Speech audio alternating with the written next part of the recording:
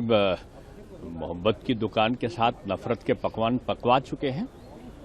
तुष्टीकरण का दुकान चलवा के उसमें सांप्रदायिकता, क्षेत्रवाद और वंदे मातरम के खंडन का बीज बो चुके हैं।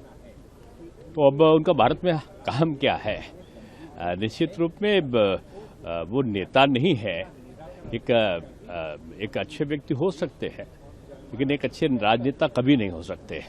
मुझको लगता है कि 95 जो पराजय है कांग्रेस की, उसको पूरा करने के बाद वो शतक हार का जल्दी पूरा करेंगे।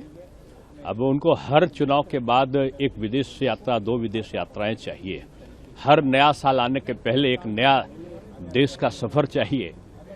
तो अंतर यही है कि प्रधानमंत्री जी दिवाली और नए साल पर सेना के जवानों के साथ में, कहीं कारगिल में, कहीं कोई अन्य वादियों में सुरक्षा सेना के साथ में बिताते हैं।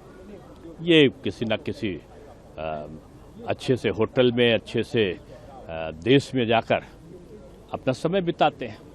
तो मैं समझता हूँ कि ऐसे लोगों के लिए राजनीति के लिए समय नहीं, बाकी सबके लिए समय है। राहुल गांधी लोकसभा में कल इलेक्टोरल रिफॉर्म पे बोल रहे थे। उन्होंने आरोप लगाया है कि इलेक्शन कमीशन का, मुझको लगता है इलेक्टोरल रिफॉर्म से ज्यादा कांग्रेस के रिफॉर्म की जरूरत है।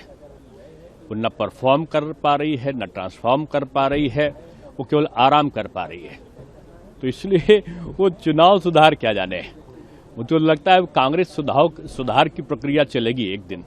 उन्होंने क्वेश्चन किया कि सीईसी को एक तरह से इम्यूनिटी दी गई है 2023 में एक्ट चेंज करके। अब वो जिन जिन बातों को कहेंगे उसके पीछे तथ्य कभी नहीं हुआ करता। चुनाव आयोग के जो विभिन्न प्रकार के, अब उसको मैं दोहराना नहीं चाहता, नियुक्तियां उनके राज्य में होती थी कांग्रेस के, अब उस प्रकार से नहीं है। अब पारदर्शी व्यवस्था है।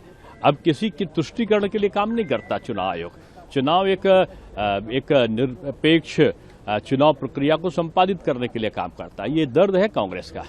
डीजीसीए ने नोटिस दिया इंडिगो को लगातार प्रॉब्लम होने की वजह से विंटर शेड्यूल के दौरान बहुत सारी कमियां पाई गई हैं। जितना उड़ान होनी चाहिए वो नहीं पाई।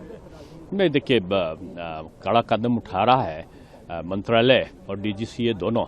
ये एक अच्छी पहल है। थोड़े दिन की कठिनाई, लेकिन भविष्य की सुरक्षा ये ज्यादा जरूरी है। और मैं समझता हूं कि जो विमानन मंत्रालय है वो इस दिशा में काफी तेजी से काम कर रहा है।